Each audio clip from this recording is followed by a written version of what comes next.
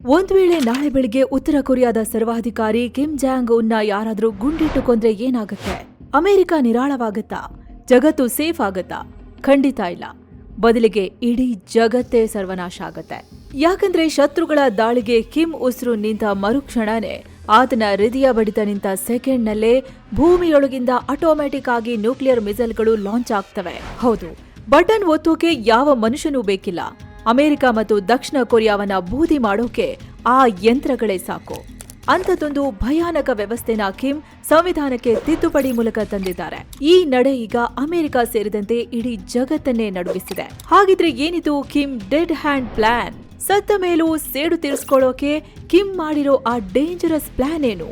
ಒಂದ್ ವೇಳೆ ಶತ್ರುಗಳು ರಹಸ್ಯ ದಾಳಿ ಮಾಡಿ ಕಿಮ್ ಉಸಿರು ನಿಲ್ಸಿದ್ರೆ ಇಡೀ ಅಮೆರಿಕ ಮತ್ತು ದಕ್ಷಿಣ ಕೊರಿಯಾ ಸಂಪೂರ್ಣ ಬೂದಿಯಾಗುತ್ತೆ. ತನ್ನನ್ನ ತಾನೇ ವಾಕಿಂಗ್ ಟೈಮ್ ಬಾಂಬ್ ಆಗಿ ಮಾಡ್ಕೊಂಡಿರೋ ಕಿಮ್ನ ಈ ಸಿಸ್ಟಮ್ ಹೇಗೆ ಕೆಲಸ ಮಾಡುತ್ತೆ? ಬನ್ನಿ ಇವತ್ತಿನ ಈ ವಿಡಿಯೋದಲ್ಲಿ ಕಂಪ್ಲೀಟ್ ಆಗಿ ಡಿಕೋಡ್ ಮಾಡೋಣ. ಆಟೋಮ್ಯಾಟಿಕ್ ನ್ಯೂಕ್ಲಿಯರ್ ದಾಳಿ, ಏನಿದು ಡೆಡ್ ಹ್ಯಾಂಡ್? ಸ್ನೇಹಿತರೆ, ಮೊದಲಿಗೆ ಈ ಡೆಡ್ ಹ್ಯಾಂಡ್ ಲಾ ಅಂದ್ರೆ ಏನು ಅಂತ ಅರ್ಥ ಮಾಡ್ಕೋಬೇಕು. ಇತ್ತೀಚೆಗೆ ಸೌತ್ ಕೊರಿಯಾದ ನ್ಯಾಷನಲ್ ಇಂಟೆಲಿಜೆನ್ಸ್ ಸರ್ವಿಸ್ ಒಂದು ಆಘಾತಕಾರಿ ರಿಪೋರ್ಟ್ನ ತಮ್ಮ ಪಾರ್ಲಿಮೆಂಟ್ಗೆ ಕೊಟ್ಟಿದೆ. ಆ ರಿಪೋರ್ಟ್ ಪ್ರಕಾರ ಉತ್ತರ ಕೊರಿಯಾದ 15ನೇ ಸುಪ್ರೀಂ ಪೀಪಲ್ಸ್ ಅಸೆಂಬ್ಲಿಲಿ ಕಿಮ್ ಜಾಂಗ್ ಉನ್ ಒಂದು ಕಾನೂನನ್ನ ಪಾಸ್ ಮಾಡಿದ್ದಾನೆ. ಇದರಲ್ಲಿ ತನ್ನ ದೇಶದ ನ್ಯೂಕ್ಲಿಯರ್ ಪಾಲಿಸಿಗೆ ಆರ್ಟಿಕಲ್ 3 ಮತ್ತು ಆರ್ಟಿಕಲ್ 89 ಅಂತ ಹೊಸ ತಿದ್ದುಪಡಿ ತಂದಿದ್ದಾನೆ. ಈ ಹೊಸ ಕಾನೂನು ಏನ್ ಹೇಳುತ್ತೆ ಅಂದ್ರೆ, ಒಂದ್ ವೇಳೆ ಶತ್ರು ದಾಳಿಯಿಂದ ನಮ್ಮ ನ್ಯೂಕ್ಲಿಯರ್ ಕಮಾಂಡ್ ಅಂಡ್ ಕಂಟ್ರೋಲ್ ಸಿಸ್ಟಮ್ಗೆ ಏನಾದ್ರೂ ಅಪಾಯ ಆದ್ರೆ ಯಾವುದೇ ಆದೇಶಕ್ಕಾಗಿ ಕಾಯ್ದೆ ಆಟೋಮ್ಯಾಟಿಕ್ ಆಗಿ ತಕ್ಷಣ ದಾಳಿ ಶುರು ಮಾಡಬೇಕು. ಸಾಮಾನ್ಯವಾಗಿ ಯುದ್ಧದ ಸಮಯದಲ್ಲಿ ನ್ಯೂಕ್ಲಿಯರ್ ಬಟನ್ ಒತ್ತಬೇಕು ಅಂದ್ರೆ ದೇಶದ ನಾಯಕನ ಆದೇಶ ಬೇಕೇ ಬೇಕು. ಆದ್ರೆ ಆರ್ಟಿಕಲ್ 89ರ ಪ್ರಕಾರ ಕಿಮ್ ಈ ಅಧಿಕಾರವನ್ನ ನ್ಯೂಕ್ಲಿಯರ್ ಫೋರ್ಸ್ ಕಮಾಂಡ್ಗೆ ಆಲ್ರೆಡಿ ಡೆಲಿಗೇಟ್ ಮಾಡಿದ್ದಾನೆ.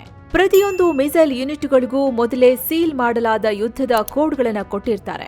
ಒಮ್ಮೆ ಕಮಾಂಡ್ ಸೆಂಟರ್ನ ಕನೆಕ್ಷನ್ ಕಟ್ ಆಯ್ತು ಮತ್ತು ಶತ್ರುಗಳ ದಾಳಿಯ ಮುನ್ಸೂಚನೆ ಸಿಕ್ತು ಅಂದ್ರೆ ಸಾಕು, ಅಲ್ಲಿ ಮನುಷ್ಯರ ಅಗತ್ಯವೇ ಇರಲ್ಲ. ಅಲ್ಲಿರೋ ಸೆನ್ಸಾರ್ಗಳು ಮತ್ತು ಕಂಪ್ಯೂಟರ್ ಅಲ್ಗಾರಿದಮ್ಗಳು ಆ ಕೋಡ್ಗಳನ್ನ ತಾವೇ ಆಕ್ಟಿವೇಟ್ ಮಾಡ್ತವೆ. ಅಂದ್ರೆ ಕಿಮ್ ಸತ್ರು ಆತನ ಸೇಡನ್ನ ತೀರ್ಸೋಕೆ ಮನುಷ್ಯರು ಬೇಕಿಲ್ಲ, ಯಂತ್ರಗಳೇ ಆ ಕೆಲಸವನ್ನ ಅಚ್ಚುಕಟ್ಟಾಗಿ ಮಾಡಿ ಮುಗಿಸುತ್ತೆ. ಮಿಲಿಟರಿ ಭಾಷೆಯಲ್ಲಿ ಹೇಳೋ ಹಾಗೆ ಇಂಥ ಭಯಾನಕ ಸೆಕೆಂಡ್ ಸ್ಟ್ರೈಕ್ ಕೆಪಬಿಲಿಟಿ ಕಿಮ್ ಸೃಷ್ಟಿ ಮಾಡ್ಕೊಂಡಿದ್ದಾನೆ. ರಷ್ಯಾ ಐಡಿಯಾ ಕದ್ದ ಕಿಮ್ ಸತ್ತ ಮೇಲೂ ಸೇಡು ತೀರಿಸೋ ಪ್ಲಾನ್. ಸ್ನೇಹಿತರೆ, ಕಿಮ್ ಜಾರಿಗೆ ತಂದಿರೋ ಈ ಟೆಕ್ನಾಲಜಿ ಹೊಸದ? ಖಂಡಿತ ಅಲ್ಲ. ಈ ಐಡಿಯಾನ ಕದ್ದಿರೋದು ರಷ್ಯಾದವರಿಂದ. ಎಸ್, ಇದಕ್ಕೆ ಸುಮಾರು 4 ದಶಕಗಳ ಸುದೀರ್ಘ ಇತಿಹಾಸನೇ ಇದೆ. 1985ರ ಟೈಮ್ನಲ್ಲಿ ಅಮೆರಿಕ ಮತ್ತು ಸೋವಿಯತ್ ರಷ್ಯಾ ನಡುವೆ ತೀವ್ರವಾದ ಶೀತಲ ಸಮರ ನಡೀತಿತ್ತು. ಆಗ ಅಮೆರಿಕದವರು ದಿಢೀರಂತ ಬಂದು ನಮ್ಮ ನಾಯಕರನ್ನೇ ಕೊಂದ್ಬಿಟ್ರೆ ಗತಿಯೇನು ಅನ್ನೋ ಭಯ ರಷ್ಯಾನ ಕಾಡೋಕೆ ಶುರುವಾಯ್ತು. ಆ ವಿಪರೀತ ಭಯಕ್ಕೆ ರಷ್ಯಾ ಒಂದು ಅದ್ಭುತವಾದ ಮಾಸ್ಟರ್ ಪ್ಲಾನ್ ರೆಡಿ ಮಾಡ್ತು. ಆ ಪರಿಹಾರ ಏನು ಅಂತ ರಿವೀಲ್ ಮಾಡೋಕೆ ಮುಂಚೆ ನಿಮ್ಮಲ್ಲೊಂದು ಸಣ್ಣ ರಿಕ್ವೆಸ್ಟ್. ಮಸ್ತ್ ಮಗ ಚಾನೆಲ್ನ ಈ ಪ್ರಯತ್ನ ನಿಮ್ಗೆ ಇಷ್ಟ ಆಗ್ತಿದ್ರೆ ವಿಡಿಯೋ ಕೆಳಗಿರೋ ಜಾಯಿನ್ ಬಟನ್ ಕ್ಲಿಕ್ ಮಾಡಿ ಎಕ್ಸ್ಕ್ಲೂಸಿವ್ ಮೆಂಬರ್ ಆಗ್ಬಹುದು. ಇದರಿಂದ ನಮ್ಮ ವಿಶೇಷ ವಿಡಿಯೋಗಳು ನಿಮಗೆ ಮೊದಲೇ ಸಿಗೋದ್ರ ಜೊತೆಗೆ ನಮ್ಮ ಕೆಲಸಕ್ಕೊಂದು ದೊಡ್ಡ ಬೆಂಬಲ ಸಿಕ್ಕಂತಾಗತ್ತೆ. ಆಸಕ್ತಿ ಇರೋರು ಖಂಡಿತ ಕನ್ಸಿಡರ್ ಮಾಡಿ. ಬನ್ನಿ ಈಗ ವರದಿಯಲ್ಲಿ ಮುಂದುವರಿಯೋಣ. ರಷ್ಯಾ ಅಮೆರಿಕದ ದಾಳಿಗೆ ಕಂಡುಕೊಂಡ ಆ ಪರಿಹಾರವೇ ಪೆರಿಮೀಟರ್. ಪಾಶ್ಚಿಮಾತ್ಯ ಜಗತ್ತು ಇದನ್ನ ಡೆಡ್ ಹ್ಯಾಂಡ್ ಅಂತ ಕರೀತು. ಈ ಸಿಸ್ಟಮ್ ಹೇಗೆ ಕೆಲಸ ಮಾಡ್ತಿತ್ತು ಅನ್ನೋದು ತುಂಬಾನೇ ಇಂಟ್ರೆಸ್ಟಿಂಗ್. ಇಲ್ಲಿ ಪಕ್ಕಾ ಸೈನ್ಸ್ ಮತ್ತು ಸೆನ್ಸಾರ್ಗಳ ನೆಟ್ವರ್ಕ್ ಇತ್ತು. ರಷ್ಯಾದವರು ತಮ್ಮ ದೇಶದ ಉದ್ದಗಲಕ್ಕೂ 4 ರೀತಿ ಪ್ರಮುಖ ಹೈಟೆಕ್ ಸೆನ್ಸಾರ್ಸ್ ಹಾಕಿದ್ರು.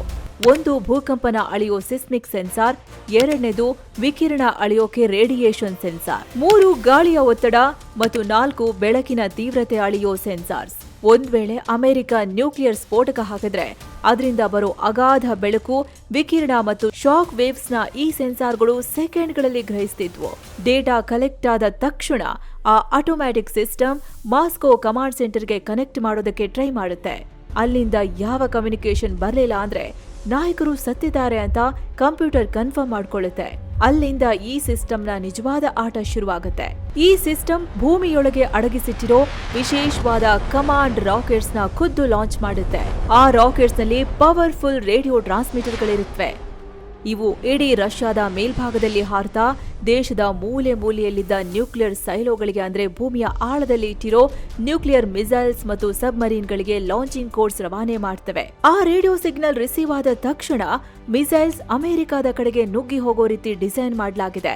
ರಷ್ಯಾದ ಈ ಐಡಿಯಾ ನೋಡಿ ಅವತ್ತು ಇಡೀ ಜಗತ್ತು ಬೆಚ್ಚಿ ಬಿದ್ದಿತ್ತು. ಈಗ ಅದೇ ಹಳೆ ರಷ್ಯನ್ ಟೆಕ್ನಾಲಜಿಗೆ ಲೇಟೆಸ್ಟ್ ಎಐ ಅಲ್ಗರಿದಮ್ಗಳ ಜೊತೆ ಮಿಕ್ಸ್ ಮಾಡಿ ಹೌಸಾಂಗ್ ಐಸಿಬಿಎಂ ಕ್ಷಿಪಣಿಗಳಿಗೆ ಕನೆಕ್ಟ್ ಮಾಡೋಕೆ ಕಿಮ್ ಹೊರಟಿದ್ದಾನೆ ಅಂತ ರಕ್ಷಣಾ ತಜ್ಞರು ಹೇಳ್ತಿದ್ದಾರೆ. ಇರಾನ್ ಯುದ್ಧದ ಎಫೆಕ್ಟ್ ಅಲರ್ಟ್ ಆದ ಕಿಮ್. ಸರಿ, ರಷ್ಯಾದವರು ಈ ಐಡಿಯಾನ 80ರ ದಶಕದಲ್ಲೇ ಮಾಡಿದ್ರು.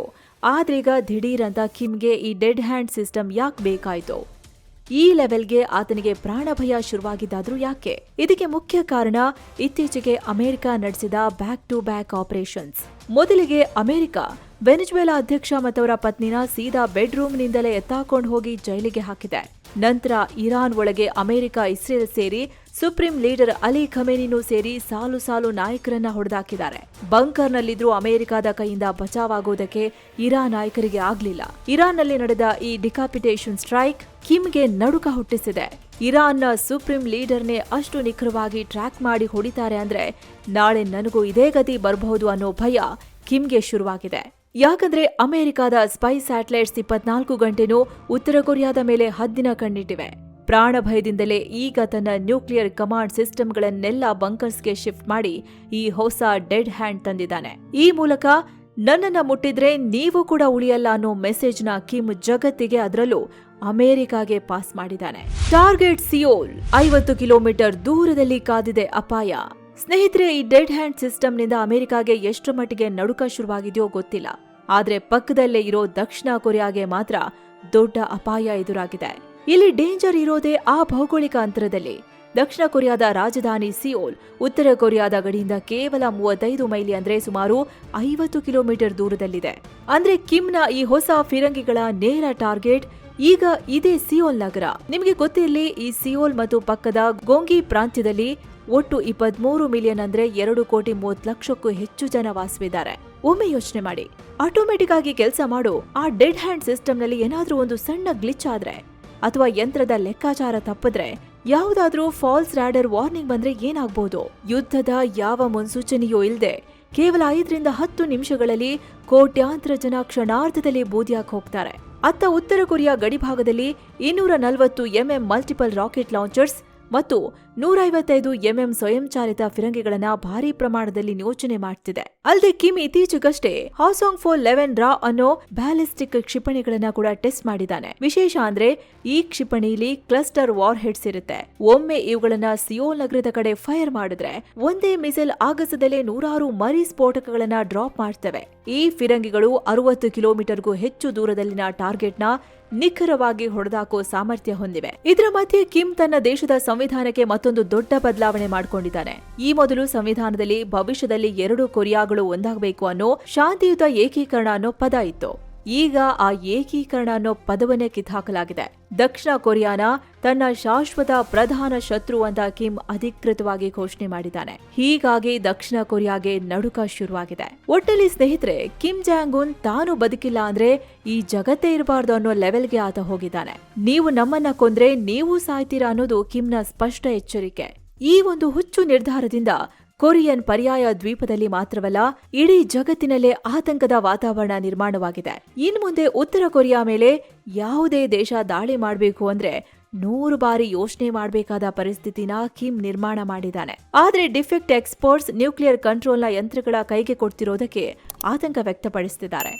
ಯಾಕಂದ್ರೆ ಆಗ್ಲೇ ಹೇಳ್ದಂತೆ ಒಂದು ಸಣ್ಣ ಟೆಕ್ನಿಕಲ್ ಗ್ಲಿಚ್ ಭಯಾನಕ ವಿನಾಶವನ್ನೇ ಮಾಡಿಬಿಡ್ಬೋದು. ಕಿಮ್ರ ಈ ಹುಚ್ಚು ನಿರ್ಧಾರದ ಬಗ್ಗೆ ನಿಮ್ಗೇನನ್ಸುತ್ತೆ? ಯಂತ್ರಗಳ ಕೈಗೆ ಯುದ್ಧದ ನಿರ್ಧಾರ ಕೊಡೋದು ಎಷ್ಟು ಸರಿ? ನಿಮ್ಮ ಅಭಿಪ್ರಾಯ ಕಮೆಂಟ್ ಮಾಡಿ ತಿಳಿಸಿ. ಈ ಮಾಹಿತಿ ನಿಮ್ಗೆ ಇಷ್ಟ ಆಗಿದ್ರೆ ವಿಡಿಯೋನ ಲೈಕ್ ಮಾಡಿ, ಶೇರ್ ಮಾಡಿ. ಹಾಗೆ ಮಸ್ತ್ ಮಗ ಚಾನೆಲ್ಗೆ ಸಬ್ಸ್ಕ್ರೈಬ್ ಆಗೋದನ್ನ ಮರಿಬೇಡಿ. ನಮಸ್ಕಾರ.